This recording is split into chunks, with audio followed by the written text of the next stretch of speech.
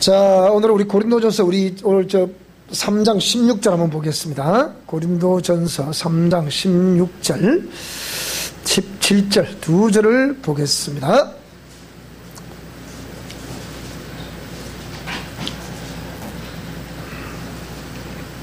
자, 16절, 17절 다 같이 읽습니다. 시작. 너희가 하나님의 성전인 것과 하나님의 성령이 너희 안에 거하시는 것을 알지 못하느뇨? 누구든지 하나님의 성전을 더럽히면 하나님이 그 사람을 멸하시리라. 하나님의 성전은 거룩하니 너희도 그러하니라. 아멘. 낮에 말씀들이 좀 약간 길었는데 그래도 여러분 좀 이해를 하시고요. 내년에 이제 사실 이렇게 우리 교회표를 제가 이렇게 정할 때 해마다 이렇게 교회표를 정해서 이렇게 우리 부착을 해놓고 생각하는데, 하나님이 오랜 참 말씀을 안 주셔서 뭘 이렇게 할까, 그렇게 생각하다가 이렇게 그때 이 말씀을 주셔서 이렇게 했는데, 새해에는 하나님이 오늘 본문의 말씀을 이제 첫 주일에 전할 생각인데요. 그 내용이 결국 여기에 나와 있는 본문의 말씀대로 우리가 오늘은 사필 기절한 내용을 썼지만 다음에는 여기 나와 있는 옳은 대로, 당신의 의향에 좋고 옳은 대로 우리에게 행하소서. 이 말씀을 주셨어요. 이 말씀을 당신의 의향에 좋고 옳은 대로 다 같이 읽어봅시다. 시작. 당신의 의향에 좋고 옳은 대로 우리에게 행하소서. 그러면 오늘 우리가 이 고린도전서 3장 16절에 있는 이 말씀은 너희가 하나님의 성전인 것과 하나님의 성령이 너희 안에 거하시는 것을 알지 못하느냐. 우리가 실제 삶을 살면서 제가 지금 우리 쓰는 책 중에 하나가 일단 우리 접어두고요. 이 신간 영혼은 들꽃보다 아름답다라는 지금 책을 계속 쓰고 있는 중인데, 여기에 지금 이제 계속 제가 쓰는 책이라고 보면 이거는 거진 대부분, 그러니까 한 영혼은 정말로 이 들꽃이라 말하면, 우리 들꽃은 자주 볼 수 있는 꽃이 아니잖아요. 자주 볼 수 있는 꽃은 아니지만, 근데 그 꽃도 하나님이 지으신 이렇게 피조물로서 귀하다는 거죠. 근데 사실 알다시피 여러분, 들꽃은 굉장한 향기를 또 이제 머금고 있는 것 또한 들꽃입니다. 그래서 우리 영혼은 참 아름다운 것이고, 예수님이 천하보다 귀한 한 영혼이라 또 이렇게 표현하시고 있는 것을 보면 이 영혼이 얼마나 귀한가. 그래서 그 들꽃, 누가 그렇죠? 문학가들이 꽃을 꺾지 마세요, 꽃이 아파한다고 합니다. 그렇게 문학적인 표현을 하니까 사람들이 생각할 때 참 그런 감성적인 면에 젖어 있다 보니까 실제 감성적인 부분과 우리 실제 삶의 현장에서 직면하는 상황, 그것이 잘 연결이 돼야 돼요. 연결 안 되면, 원래는 김중원 목사님이 한국 CCC를 이렇게 창설을 하고,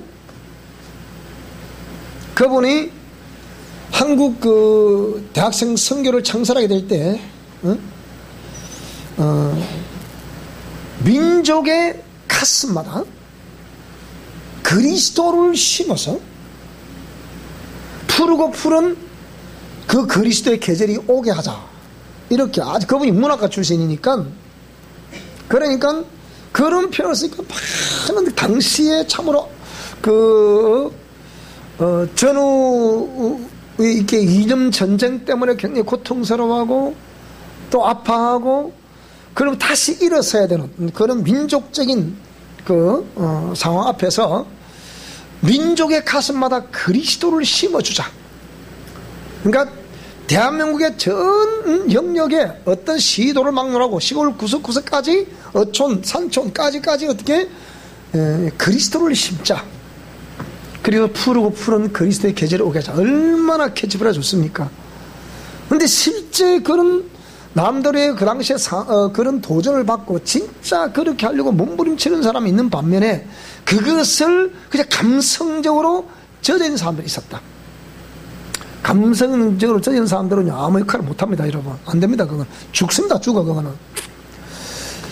제가 연시에 이렇게 자꾸 어떤 그 상황이 딱 그러다 보니까 어떤 뭐 음악회 같은데 오세요, 뮤지컬에 보시러 오세요, 연말 송년 음악회인데 오세요.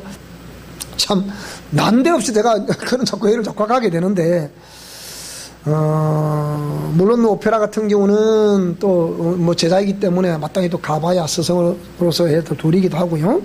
또 그런 음악회는 또 안 가도 되는데, 그래도 또 오세요. 그래서 가봤는데, 사실 할 때는 대충 우리가 다 음악회고 대충 알잖아요. 연말 무시되면 다 뻔한 음악인데, 그러니까 스토리 자체가 그렇게 전개가 되고 있죠.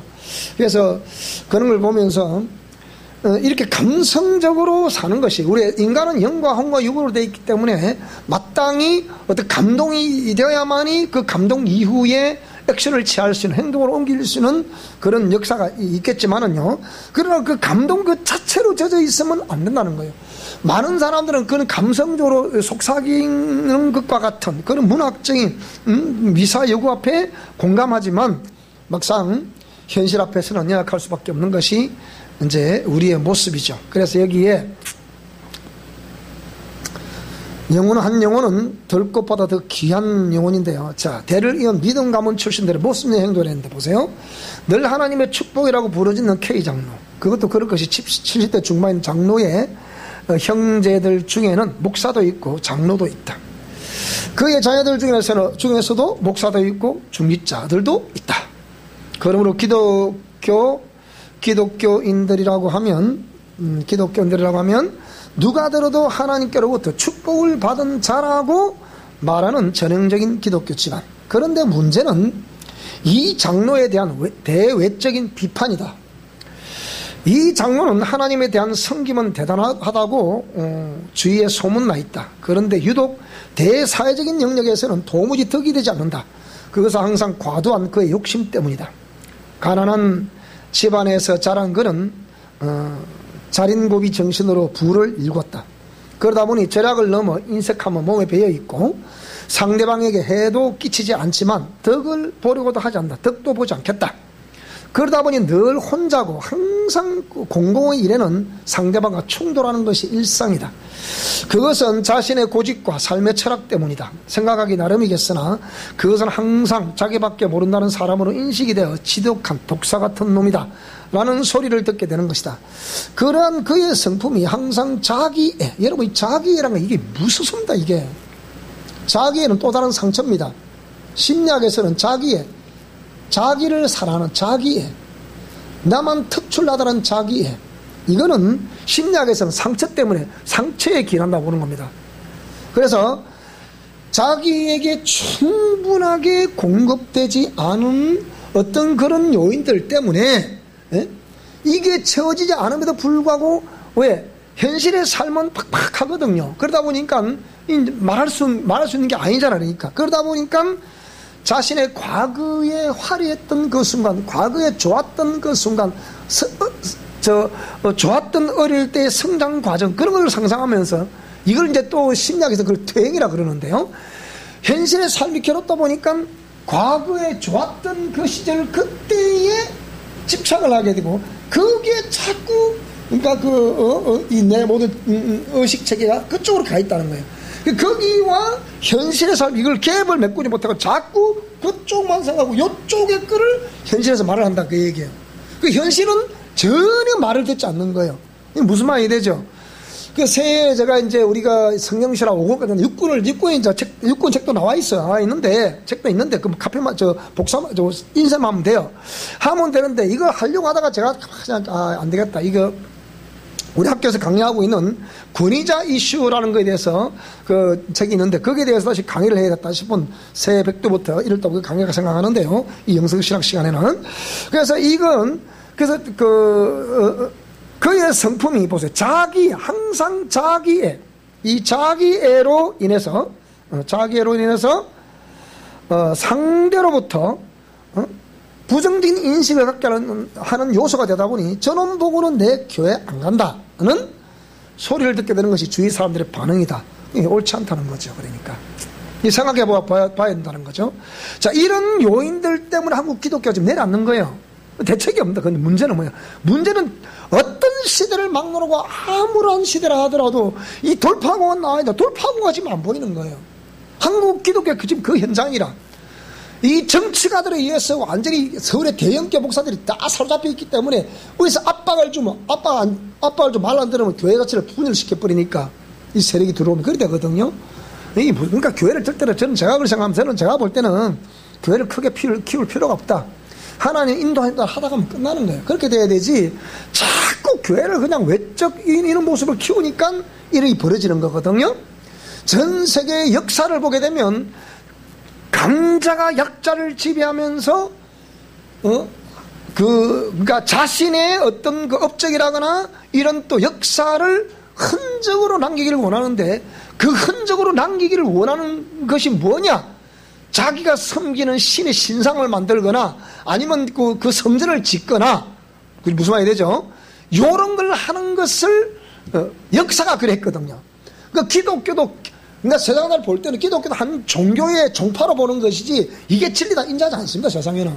그러면 우리는 진리라고 생각하는데 진리라고 생각하는 사람들이라고 하면 마땅히 이게 진리의 그 정석을 말해야 되고 정석을 나타내야 된다. 김중원 목사가 그렇게 말해서 다 김중원 목사처럼 그렇게 됩니까? 안 된단 말이에요. 그렇게 시시도 두 쪽으로 나눠졌잖아요. 그래가지고 그러면 제가 만난 수많은 CC지맨들을 봐도 엉터리들이 억수로 많습니다. 뭐 이거는 CC지맨들 잘 들으셔야 됩니다. 그리고 한국의 선교단체들 잘 들으셔야 됩니다. 이거. 그러니까 이게 역사가 자기의 업적을 남기는데 그걸 흔적을 남기려 할 때 큰 성전을 짓거나 뭐 궁전을 짓거나 뭐 또 내지는 어떤 그 신상을 세우거나 이런 걸 통해서 자기의 흔적을 남기려 한단 말이에요. 제가 모스크바에 가보니까 크렘린 궁리만 대한민국 그런 성 없습니다. 우리 진주성 저만합니다. 진주성만 그 아래 자체가 말해요. 저번에 진주성만한 그게 전부 다 궁이라 궁. 생각해 보세요. 얼마나 큽니까? 그게 생각해 보세요. 저기 보통 큰 게 아니거든. 저가 커서 그렇지 작진 않아요. 그 안에 가보니까 어마어마한 백화점도 있고, 서구 사회가 막 빌딩을 세우는데 막 이렇게 아파트좀 이렇게 쫙 이렇게 좀 막 완전 밥을 다 쌌듯이 막 우리 한국에 지금 뭐 현대가에서 옛날 한전부지 삼성동에 있는 한전부지에다가 뭐 거기다가 지금 대한민국에서 제1롯데월드 그보다 더 높은 뭐 몇천 메다가 더 높은 지금 타워를 세운다잖아요. 그게 정몽구 회장의 선친 때부터 정주영 회장 때부터 그게 소원이래. 그게 내가 한국에서 최고다 그걸 말하는 거 아닙니까? 그런데 이 러시아에 가보니까 서구사회 아파트를 이루어지니까 러시아는 아파트를 옆으로 이루어지 하여튼 이게 이념이랑 이런 건 무서운 거예요. 이게 이념이라는 게. 그 러시아 가면 아파트가 이었으니까 100m가 있어. 100m 쫙 100m나 이게. 우리는 요래 씌우지만 저는 옆으로 뉘어놨어요. 이렇게. 그러니까 항상 이 이념 대립은 그 반대적인 행동을 하는 거예요. 러시아를 자세히 보면요 영어를 거꾸로 써놨어요. 이렇게 자세히 보면 그리 돼 있어 보면. 근데 이게 뭘 말하느냐, 이게 참 보통 문제 아니거든. 그러니까 이런 거 잡아요.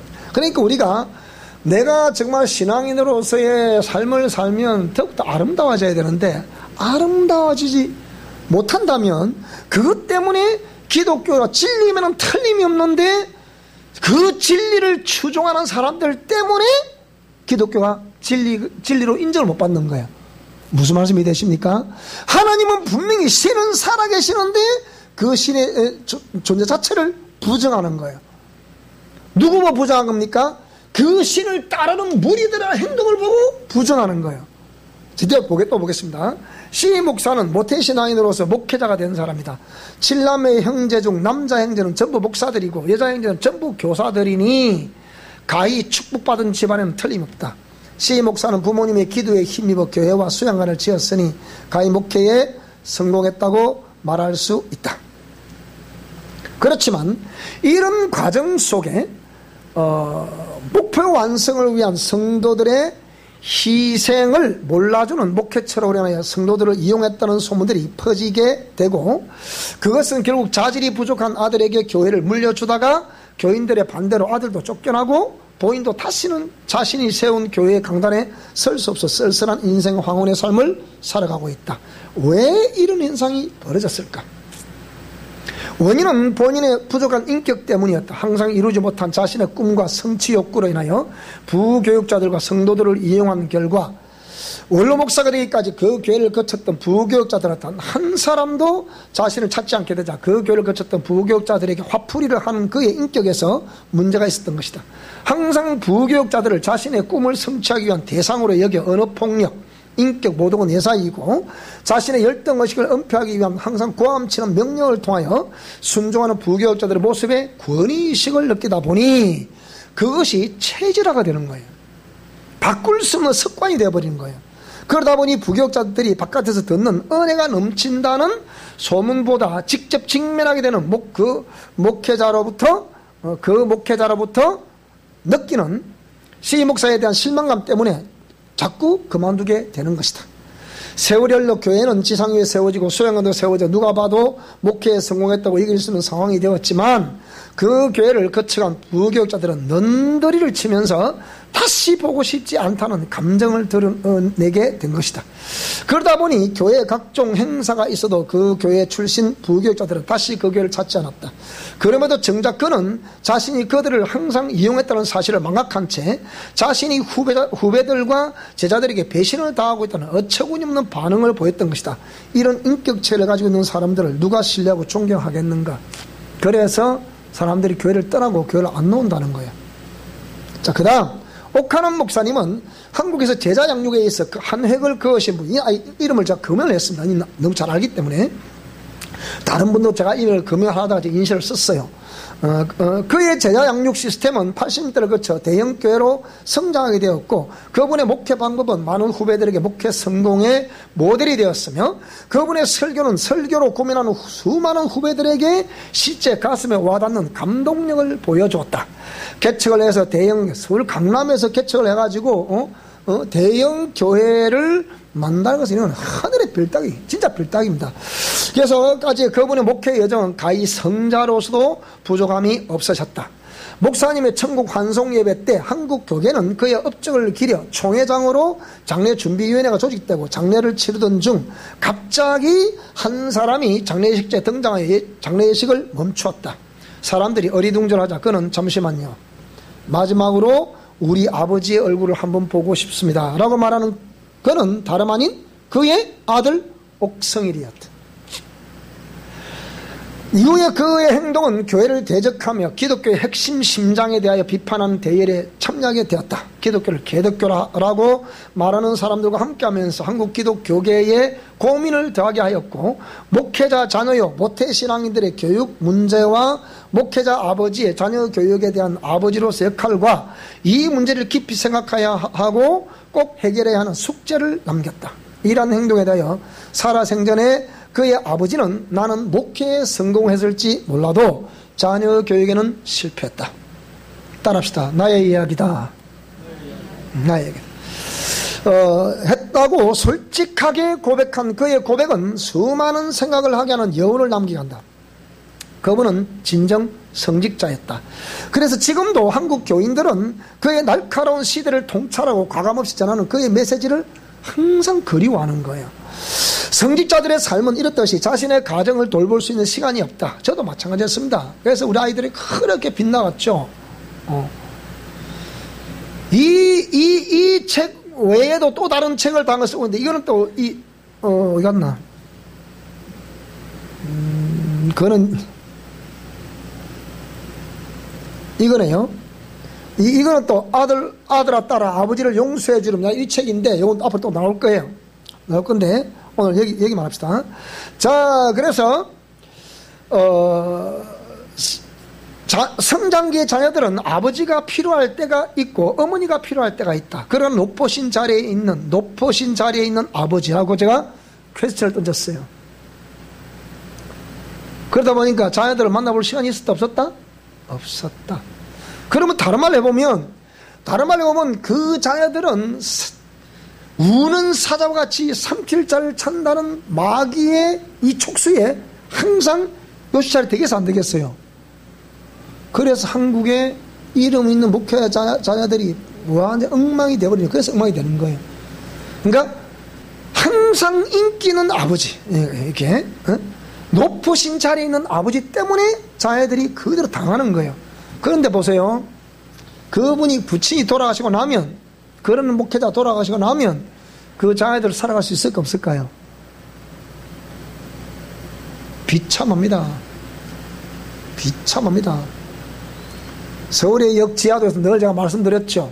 예수사랑선교회, 옛날 예수사랑선교회라 가지고서 MBC, KBS 같은 데도 막 그 특종을 보다 이걸 원했지만 이분이 용납하지 않기 때문에 그렇게 서울역 마당새라 불렀던 김봉고 목사, 제 후배죠. 그래서 옛날 총신대 김인환 총장이 그분의 대를 이어서 거기에 2대의 이사장이 됐습니다. 그 단체에.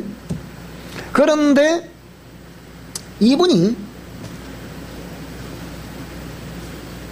정말 하나님의 뜨겁게 사랑하고 그 알코올 중독자들, 노숙인들, 그들을 막 불러서 막 먹이고 씻기고 또 교육을 시켜서 다시 자립하게 만드는 그런 것도 엄청 많죠. 근데 그분이 돌아가셨어요. 작년에 그분의 사모도 돌아가셨어요. 졸지에 두 아이는 고아가 돼버려요. 그런데 누가 찾아줄까요? 아무도 안 찾아오는 거예요. 그 사모가 돌아가셨는데 그렇게 과거에 뭐 목사라는 사람들이 한 사람도 안 찾아오더라. 이게 현실이거든요. 그러니까 우리가 생각할 때 각자 자기 뭐 신앙이고 자기 뭐 아닙니까? 이렇게 생각할지 모르겠지만 깊이 생각. 그러니까 목회자들이 자기 자식들에게 목회를 시켜가지고 자기 목회를 대물림 하는 왜? 고생하지 말라고. 근데 이걸 또 얼마나 또 물고 뜯고 또 그러잖아요. 그래서 안 된다고. 자, 김용민이란 이런 많이 들어봤죠, 그죠? 언론인의 입술에서 나오는 기독교를 향한 공격. 나는 처음에 이 사람이 이방 종교의 광신자인가? 요즘 한참 활개를 치고 있는 이단 단체의 사주를 받은 자인가? 아니면 지독한 주사파 교육을 받은 자인가? 꼴통 안티 기독교인인가? 라고 생각을 했습니다. 그가 지은 책 맨 얼굴의 예수에서 기독교를 자신들의 복락과 지금 잘 들어보셔야 됩니다. 이거 자신들의 복락과 유익만을 추구하는 집단들이요, 사랑하는 자의 네 영혼이 잘돼같이 범사가 잘되고 강건하기를 강구하노라. 그래서 무조건 예수 믿으면 복 받는다, 이런 개념. 예수님 믿는 믿음 이꼴 축복. 자, 이래서 이런 유익만을 추구하는 집단들이요, 신앙을 자기 편의와 목적에 맞게 만들기 위해 신을 괴물로 만들었다는 거예요. 근데 이 김용민이라는 이 사람은 모태의 신앙으로 태어났습니다. 아버지가 T교단의 원로 목사입니다. 극동방수가 기독교 방송에서 이 근무를 했습니다. 이 김용민이라는 사람은, 이 언론인은. 근데 거기에서 해고를 당했어요.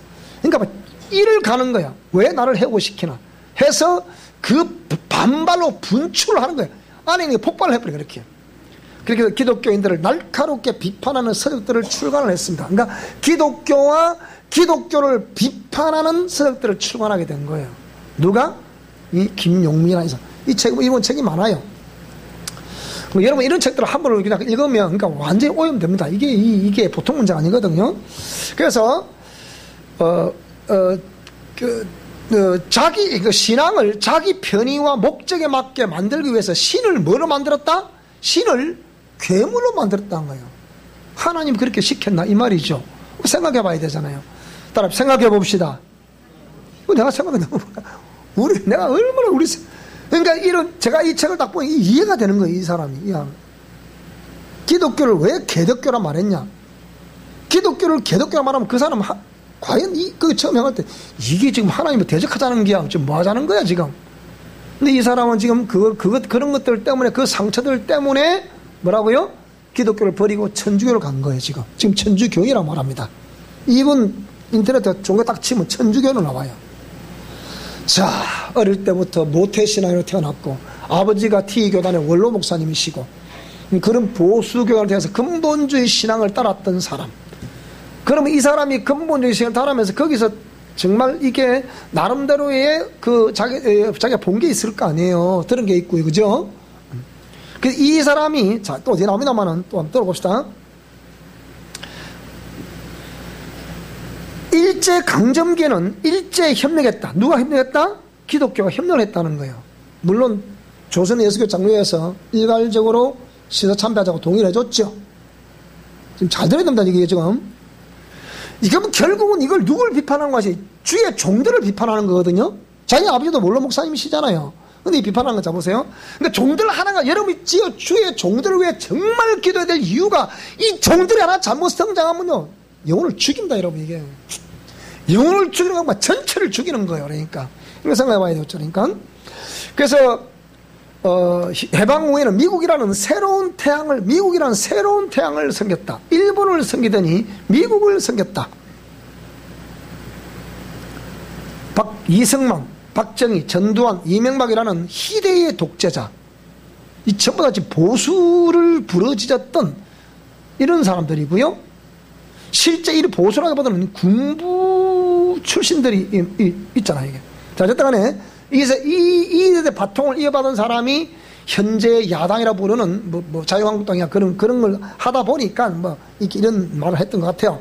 자, 어쨌든 간에 이렇게 해서 희대의 독재자라. 아까 말씀드렸지만 강화문에 가보면 한국의 역사를 쫙 재정리해놨는데 거기에 이게 대한민국 건국 1948년 대한민국은 없습니다. 그 다음에 6.25 전쟁 없습니다. 잘 들었는데 이거 6.25 전쟁 없습니다. 지금 없고 거기에 근대화의 이 발자취 하나도 없습니다. 그 뭐가 있냐? 김대중 노벨 평화상 받은 거, 그런 거, 그 다음에 노무현 대통령 그거, 그 다음에 지금 이 정부 촛불혁명, 요걸 건강으로 딱 기려놨습니다. 그 다음에 요걸 다 빼버리고 만주에 있었던 저쪽에 상해 임시정부 있었던 그거 딱 하고 그 다음에 일 바로 내려옵니다. 이게 요리 해놨거든 지금요. 생각을 해보셔야 되니까 지금. 그러니까 이런 희대의 독재자라. 자, 그러면 이 사람 아까 제가 말씀드렸죠. 이렇게 저도 한참 아마도 제가 군대 생활을 했잖아요. 그래서 대무 진압을 하는데요, 얼마나 치열하게 전국에서 일제히 다 일어나잖아요. 독재 타도 맞습니다. 독재 타도 해야 됩니다. 박정희 대통령이 독재 너무 오래 하신 건 사실입니다.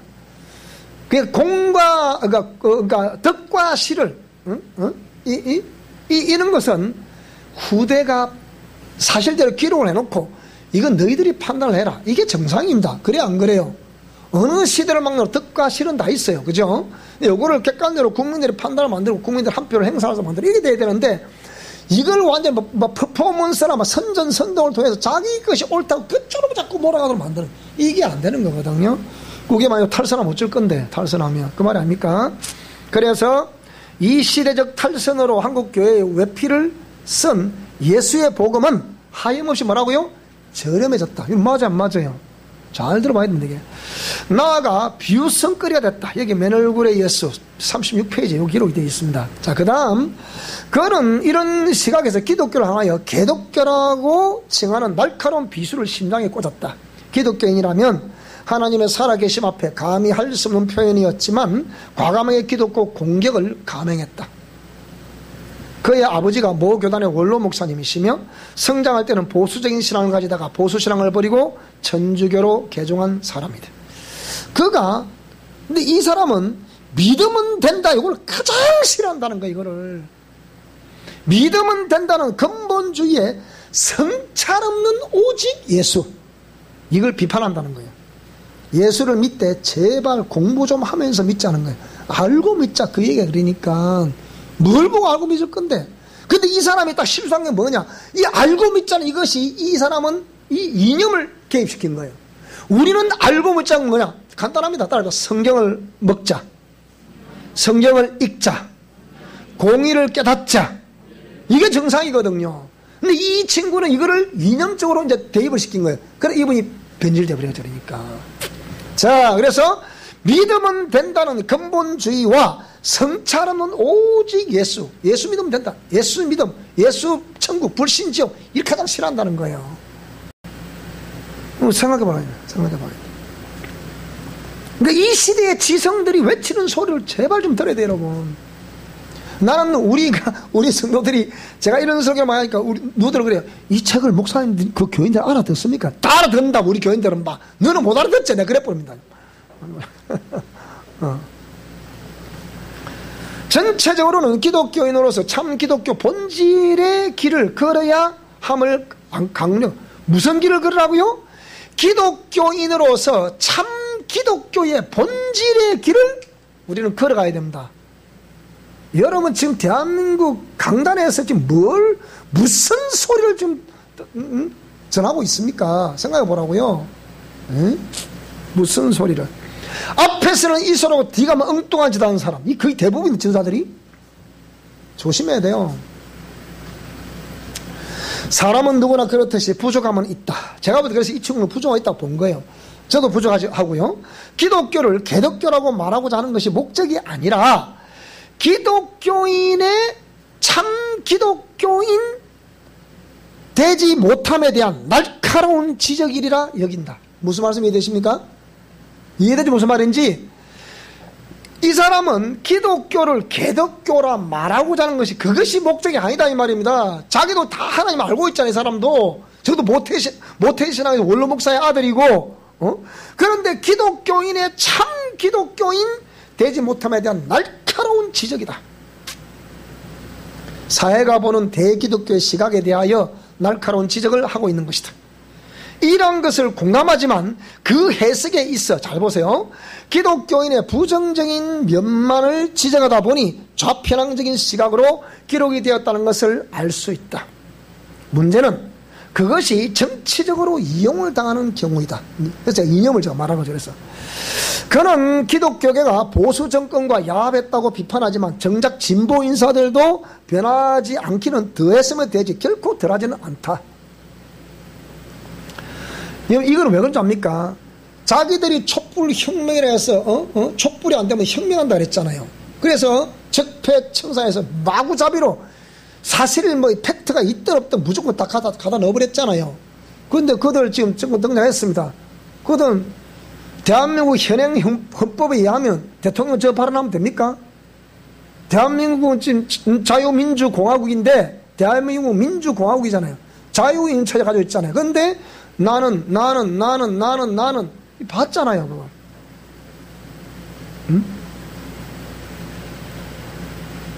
신영복 선생을 존경합니다. 김은보에게 이렇게 훈장을 내리고 싶다. 지금 어쩌자는 거야 도대체 이게. 그분은 분명히 법에서도 이미 이분은 공산주의자로 판명이 됐습니다. 문제는 이분이 대통령이라 이제 문제는 자 깊이 생각해 봐야 됩니다. 그러니까 제가 볼 때는 더했으면 됐지 결코 덜. 근데 이거는 또 아니 무슨 소리 합니까? 뭐 저 역대 그 보수적 갈바면 덜하죠. 맞습니다. 덜하죠 당연히. 덜한데 그렇게 적폐 청산 부러지셨으면 그리 안 해야 될 거 아닙니까? 근데 이들 속에 나오는 건 지금 뭡니까? 이게 완전히 그 비린내 냄새는요 너무 많이 나잖아 지금. 생각해 봐야 되거든요. 여러분 우리는 교회의 선지자의 기능이라는 것이 정권 이념을 막론하고 잘못하면 잘못한다고 냉철하게 얘기했는데 교회는 이 기능이 지금 없는 거예요. 옛날에 천주교에서는 정의구현 사자단이라는 이 좌편향 있던 신부들이 들로 이제 구성된 자기들 나름대로 성직자 모임이라는 이것이 있어가지고 얼마나 보수 정권 때 체제를 반대를 했습니까? 근데 지금 말이 있습니까? 없잖아요. 없거든요. 그러면 이것도 역시 아니라 제가 볼 때는 그러면 어느 시대를 막론하고 바르게 무릎 꿇지 않은 7,000명은 분명히 있다. 근데 그가 나는 우리 미션 코람다라고 봅니다. 적어도 제가 그걸 변장 외치고 있는 한은 저는 그게 맞다고 봅니다. 그리고 우리 영성 실천 원리는 다시 오시는 예수 그리스도를 맞을 수 있는 정결한 신부가 되는 확실한 원리라고 저는 믿습니다. 그리고 우리의 학교의 그 현장에서는 지금 계속해서 변화는 일어나고 있습니다. 어제 저희가 통화를 했어요. 그래서 그 맑은 목소리, 아주 쾌창하게 웃는 목소리, 너무 기분이 좋았어요. 자, 그래서 진보 정권이라 정말 나아지겠지라고 생각해서는 막상 뚜껑을 열어보니까 신강남 좌파라는 신강남 좌파의 민낯을 보고 있지 않은가. 여러분, 이 사람 무섭습니다. 이 사람들은요, 이 거짓을 자기들은 그게 맞다고 생각해도 거짓이라도 그걸 그대로 얘기합니다. 그 법이 잘못됐다는 거, 법 고쳐야 된다는 걸 그래서 그걸 그때도 고치잖아 지금. 생각해 봐야 돼요. 자기 자녀들 왜 여기 뒤에 나옵니다. 좀 이따 제가 해봅시다. 그러면 일단 정권을 잡고 보면 잃어버린 권리를 전부 누려보고 싶은 죄인들의 속내는 똑같은 것이다. 그럴까 안 그럴까요? 똑같습니다. 누가 등려도 똑같은 거예요. 여러분, 우리 교회는 절대로 나는 보수다 진보다 그 소리 하지 마세요. 무슨 말이 되죠? 그죠? 이게 맞잖아. 그죠? 우리는 하나님의 공이다. 맞잖아요. 우리는 하나님 공이 되어야 되거든요. 자, 그래서 그것을 여과없이 다 드러내고 있음에 여나 야나 정치인들은 전부 죄인이요 결과는 속물인 것이다. 과연 여야의 기독교인이나 칭하는 자들이 있어도 여전히 변화는 되지 않고 있지 않는가? 그거 있잖아요. 더불어민주당 지금 국회의원들 지금 60%가 예수 믿는 사람들입니다. 근데 변화가 일어납니까? 어린 반푼치도 없습니다. 아무리 그 근원은 못된 기독교인들에게 프레임을 더 씌워도 결론은 변화되지 않는 죄인들 때문이다. 맞아요. 결론들은 죄인들 때문에 이게 나라도 변화가 안 되고 국회도 변화가 안 되는 거예요. 여기에 대하여 참여연대 김경률 집행위원장과 진중권 동양대 교수의 양심적 커밍아웃 시각으로 말하는 것을 객관적으로 볼 때 그가 기독교와 기독교인들을 부정적으로 지적하는 참 의도와 결론을 정리할 수가 있는 것이다. 그러므로 그가 지적하고 있는 기독교가 잘못한 것이 아니라 변화되지 않는 기독교인의 그 원인이 있다는 표현이 정확한 것이다. 그래요, 안 그래요? 기독교가 변했습니까? 기독교인이 변합니까? 이 말이에요. 그러니까 아무리 시대가 변해도 근원은 항상 변하지 않은 법입니다. 히브리서 13장 8절은 뭐라 그랬어요? 하나님은 어제나 오늘이나 영원토록 뭐라고요? 동일하다 그랬잖아. 그렇죠, 그죠? 동일하다. 변하고 변하지 않는 것은 죄인인 인간이지 근본이 변하는 것이 아니다 이 말이에요. 그렇죠, 그죠? 그 말씀하고 변하는 것도 사람, 말씀을 받았지만 변하지 않는 것도 사람. 그러니까 말이죠. 예수님이 언제 변하지 말라고 지시한 것이 있었습니까? 아니잖아요. 예수님은 변하지 말라고 지시한 것이 아닙니다. 본인의 부친도 목사로서 일평생 역할을 하겠다. 그럼에도 그 부친이 가르친 자도 변화되지 않잖아요.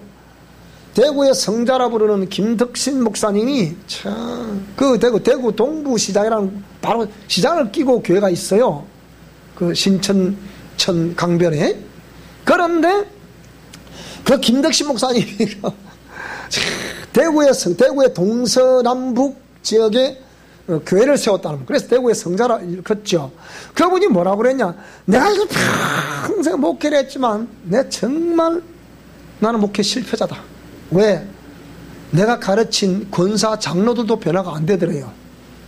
그 자기는 목회 실패했다는 거예요. 그래서 그가 희대의 독재자라고 지적한 이명박 전 대통령이 외친 노블레스 오블리주 밑에 나오죠. 프랑스어로 귀족은 의무를 갖는다. 자신들이 귀족이라 하면 보통 부와 권력, 명성을 쥐고 있는 사람들, 그러니까 거의 대부분 이제 상위 계층에 있는 사람들이죠. 이런 사람들의 사회적인 책임, 그것이 뭡니까? 노블레스 오블리주, 프랑스어로 귀족은 의무를 갖는다는 것. 이명박 전 대통령이 외친 이것을 꼭 기억해야 됩니다. 이명박 전 대통령이 무슨 돈을 갖고 사기를 쳤습니까? 박근혜 대통령이 사기를 쳤습니까? 지금 그저께 방송 나왔잖아요. 이 병원비를 내야 되는데 1억이, 병원비 1억이래, 1억. 1억이라 그런가? 그게 병원비에서 그걸 병원 못 준대. 그런데 적폐라 해서, 수백억을 가진 것을 때려놓으니까 돈이 하나도 없어. 지금 이 정보에 의하면 이 정권, 정말 노무현 정권, 김대중 정권, 나는 팩트를 알고 있는 거 있어요. 제가 직접 알고 있는 게 있다니까요. 어마어마 천문학적인 돈을 이렇게 아마 갔거든요. 제가 알고 있습니다. 그는 제가 우리 제자 중에 하나 의사가 내보고 그 얘기를 하더라고요. 김대중 정권에 완전히 비한도 소리 얘기를 하더라고요. 자기가 당했으니까. 자기뿐만 아니라 자기 중에 5명이 당했대. 그래가지고 의사들만 당했대. 왜? 하여튼 그런 게 있어요. 그런 거. 자, 그러니까 지금 이 문재인 정부도 역시 그런 거 마찬가지고, 노무현 정부도 역시 마찬가지고 다 있어요. 그게 노무현 정부 때 바다 이야기 아시죠? 그죠? 그것도 제가 다 알고 있잖아요. 그거. 자, 그래서 이렇게 외치고 자신의 시각을 과감하게 이렇게 왜 그럼에도 불구하고 과감하게 자신의 시각을 이 김용민 씨는 왜 외치고 있을까? 이것이 과연 기독교의 덕이 될까? 아니면 실이 될까? 우리는 나 자신부터 기독교의 덕이 될 수 있는 말과 행동을 해야 된다. 자, 우리 다 같이 읽어보겠습니다. 시작! 우리는 나 자신부터 기독교의 덕이 될 수 있는 말과 행동을 해야 한다. 이거 생각해 봐야 됩니다. 생각해 봐야 됩니다. 내가 예수 그리스도를 명하노니 이 더러운 귀신아 그 사람에게서 떠나가라. 이 명령 한마디에 그 사람을 괴롭히던 귀신이 울부짖고 떠나갔다. 그렇게 시작된 교회는 해를 거듭할수록 성장하여 대형 교회가 되었다. 학교도 세웠고 성교관도 세워 세계적으로 뻗어나가는 듯하였다. 후배자 제자들은 항상 평생을 함께할 듯이 표현을 하였다. 이것은 엘 목사에 관한 이야기다. 그러나 시간이 흐르면서 사이즈가 커지게 되니까 명예욕 때문에 권위의 보좌에 앉아 동료들을 무시할 뿐 아니라 제자들에게 했던 약속도 깡그리 무시하게 되었다. 그는 항상 자신만 스포트만 되면 그만이었다. 그러면서 동료에게는 항상 자신만 스포팅이 되기를 원한 결과 그의 주위에는 그 귀한 동료들이 하나도 남지 않았다. 그의 제자들은 치열한 영적 전투가 벌어지는 목회 현장에서 지휘자 없는 힘든 싸움을 해야 했다. 전쟁에서 장수가 없는 전쟁이 패배로 귀결되듯이 후배와 제자들은 4분 오열되었고 영적 전투의 작전과 전투력 없는 결과 없는 싸움에 두 손을 들고 전부 그 귀한 치유사역을 멈추게 되었다. 시간이 지나자 지난날의 그리움에 젖은 그가 수십 년 지난 다음에 또 나타나서 하는 말이 그때가 그리웠다 라고 말하면서 또 후배들과 제자들을 대상으로 또 저는 이걸 사경각으로 본 거예요. 제가 그랬어요. 거짓 그만하라 그랬습니다. 제가 하도 화딱지 않았어. 언제까지 지금 거짓 하려고 그러느냐. 나이가 지금 80이 다 가면 아직 하려고 그래. 아직까지 거짓을 만나면 무조건 창갑이 내려가래. 몇만 원 내려가래. 3만원씩 5만원씩 내려가래. 그 뭐하나 그 강의를 준다고. 왜 줍니까 그걸 갖다가. 그런 짓을 왜 목회자들이 성자 그렇게 해야 되냐 이 말이에요. 나도 지금 이렇게 나도 저도 훗날 제가 은퇴하고 나면 또 이렇게 할까봐 제가 아예 선포를 해버리는 거예요. 이를 악모전 안 하려고 해요. 그래서 사기행을 벌이다 지병으로 쓸쓸히 지금 황혼기를 보내고 있다. 한 번 서성은 영원한 서성이고 한 번 제자는 영원한 제자라는 개념은 적어도 그에게 적용해서는 안 될 말이다. 그것은 정말 후배와 제자들을 위해 희생을 함으로 기감이 될 수 있는 성직의 삶을 살아낸 신앙의 덕이 있는 자들에게 적용할 수 있는 것이지 적어도 자신밖에 모르는 사람에게 쓸 수 있는 용어는 아닌 것이다. 그 다음에 이제 우리는 이거 나오고 있죠. 우리 잘 아는 내용이지만은요. 미션 코람데오입니까? 네, 그렇습니다. 저 동성애를 치유받고 싶은데요. 이것은 한국의 대표적 진보 인터넷 신문이 뉴스엔조이 L 신문기자와 나와의 첫 대화였다. 우리 학교와 교회 그리고 우리들의 사역을 맘먹고 죽이고자 전화를 했던 것이다.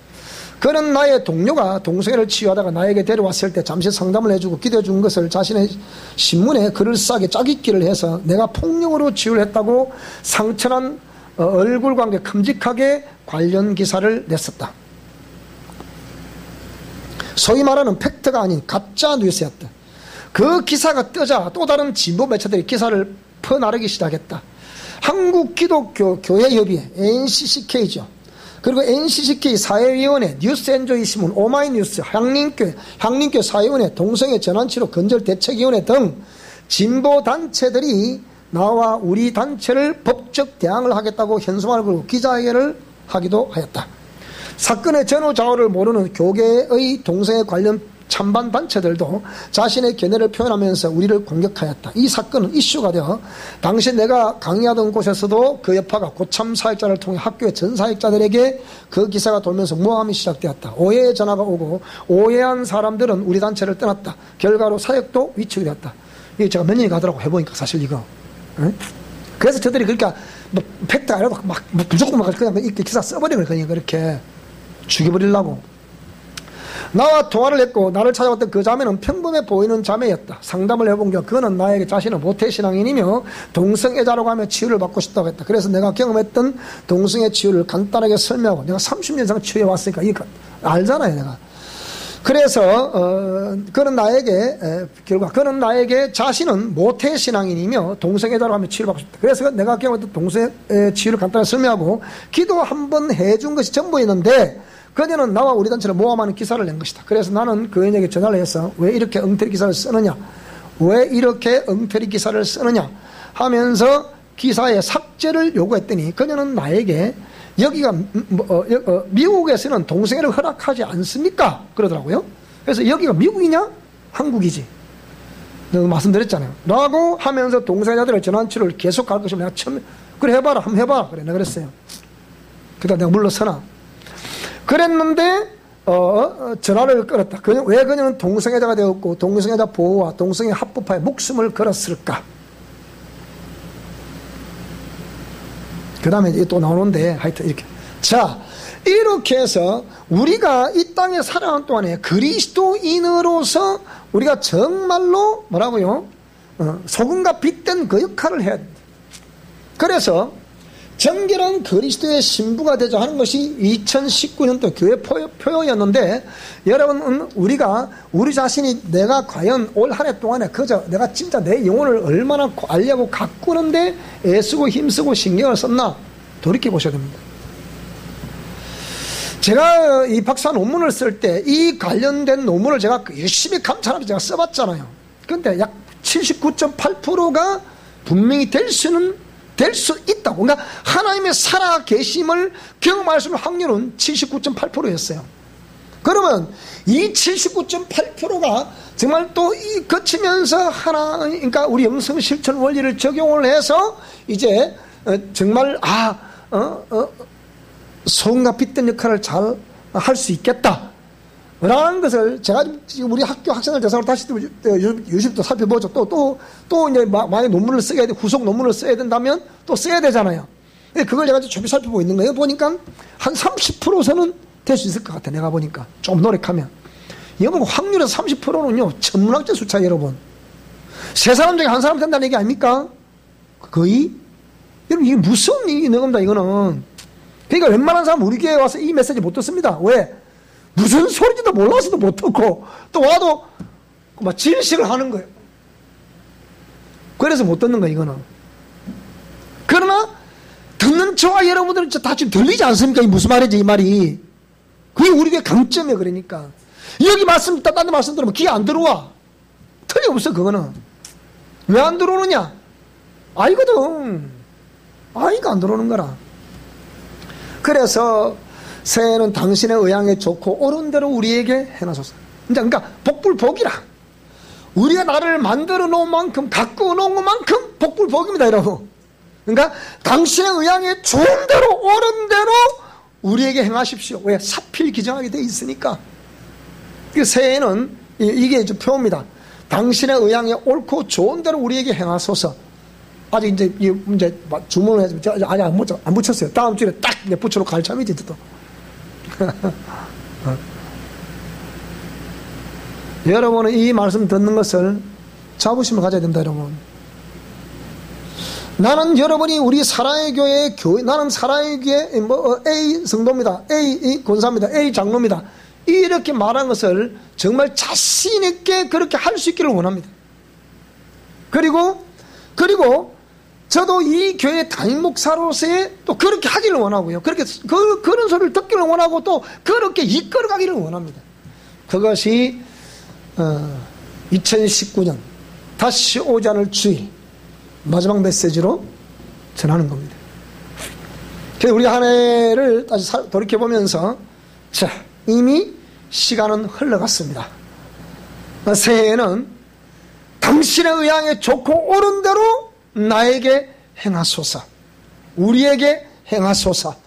이것이 우리의 캐치프레이즈가 되고 여러분 심령성전에 잘 박힌 못이 되어서 반드시 새해에는 아름다운 역사 있기를 주님으로 축복합니다. 기도하겠습니다. 하나님 아버지,